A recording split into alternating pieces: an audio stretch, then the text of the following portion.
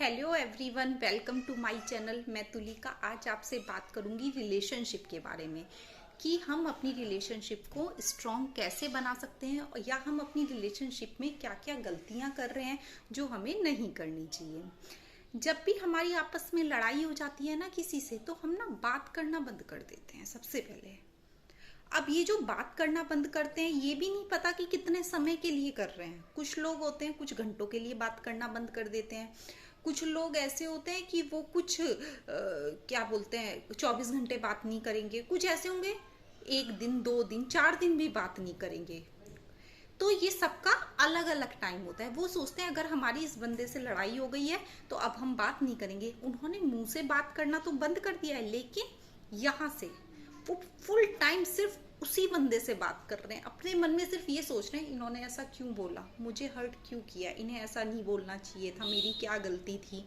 सिर्फ उसी से ही बात कर रहे होते हैं। तो बात ना करना कोई सॉल्यूशन नहीं है। पहली बात तो ये कि हमने उस बंदे से बात करनी बंद कर दी। दूसरी बात ये, हम उससे तो बात नहीं कर रहे हैं, लेकिन हमने क्या किया, अपने मन को थोड़ा शांत करने के लिए किसी को फोन मिला लिया या अपने किसी फ्रेंड को किसी से बात की, तो भी हम उसके बारे में ही बात करेंगे। आज उन्होंने ऐसा किया मेरे साथ, आज तो बड़ा गलत हुआ मेरे साथ। तो वो सामने वाला कहेगा अच्छा ऐसा हुआ आपके साथ, ही तो बड़ा गलत हुआ।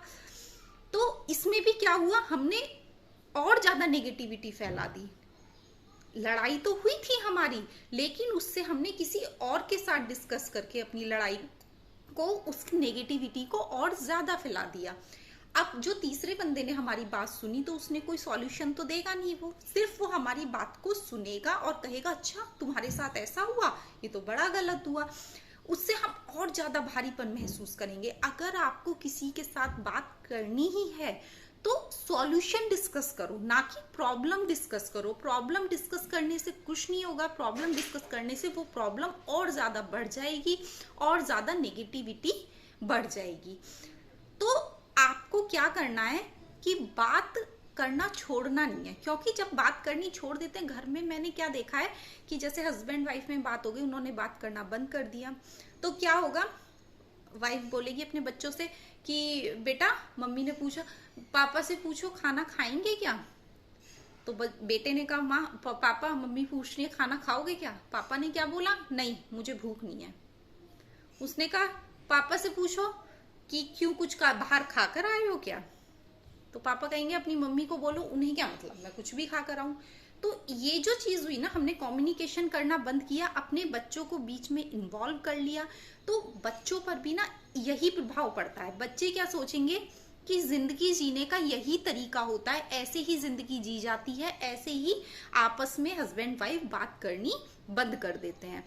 तो इसलिए हमेशा ये सोचो, जब भी कोई बात हो जाए, कोई कॉन्फ्लिक्ट हो जाए, आप लोगों के बीच में कोई लड़ाई झगड़ा हो जाए, तो उसको सेम टाइम शॉर्ट आउट कर दो और कम्युनिकेशन कभी बंद ना करो। हमें बात करती रहनी चाहिए। सॉल्यूशन, अगर कोई बात हुई है, कोई लड़ाई हुई है, उसके बारे में बात करो, उसका सॉल्यूशन निकालो, लेकिन बात करनी कभी ना छोड़ो। उससे रिश्ते बहुत ज्यादा उलझ जाते हैं और हमारे बीच में बहुत दूरियां आने लगती हैं बात ना करने की वजह से।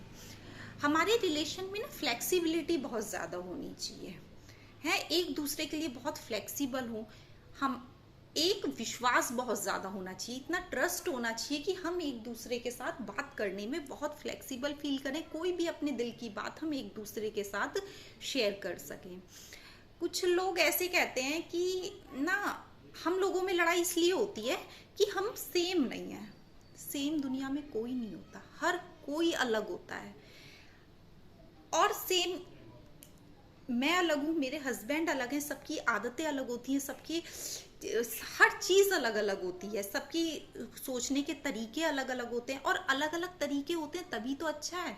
सपोज करो अगर हम दो लोग बिल्कुल सेम हैं, हम एक सी बातें करते हैं, एक से हमारे विचार हैं, सब कुछ हमारा सेम है, तो लाइफ कितनी बोरिंग नहीं हो जाएगी। अलग है इसीलिए तो इंटरेस्टिंग है हमारी लाइफ, क्योंकि हम एक दूसरे से खुलकर फिर बात करते हैं। तुम्हारे कोई और विचार है, मेरे कुछ और विचार हैं, तो हम आपस में डिस्कस करते हैं, तो उससे लाइफ बहुत इंटरेस्टिंग हो जाती है। हर कोई अलग होता है। जुड़वा भाई भी अगर दो होंगे ना, तो वो भी सेम नहीं होंगे, वो भी अलग ही होंगे। तो इस चीज को तो बिल्कुल सोचना छोड़ दो कि हम लोग अलग हैं इसलिए हमारे बीच में कॉन्फ्लिक्ट्स होते हैं या कोई भी हमारे बीच में प्रॉब्लम्स आती हैं। अलग हर कोई होता है, बस जो भी आपके पार्टनर के अंदर अच्छाइयां हैं या बुराइयां हैं उनको एक्सेप्ट कर लो। जिस दिन हम अपने पार्टनर की बुराइयों को भी एक्सेप्ट कर लेना मन से, हम सोचें कि हाँ जो ये कर रहे हैं ठीक है, ओके है, उस दिन हमारा रिश्ता बहुत ही अच्छा, बहुत ही खूबसूरत हो जाता है। और ये करना बहुत जरूरी है। जो लोग नहीं कर पाते हैं ना, जो अपने पार्टनर की सिर्फ अच्छाइयों को तो एक्सेप्ट कर लेते हैं लेकिन बुराइयों को एक्सेप्ट करना नहीं चाहते हैं या नहीं करते हैं, तो उनके रिश्तों में हमेशा उलझने बनी रहती हैं।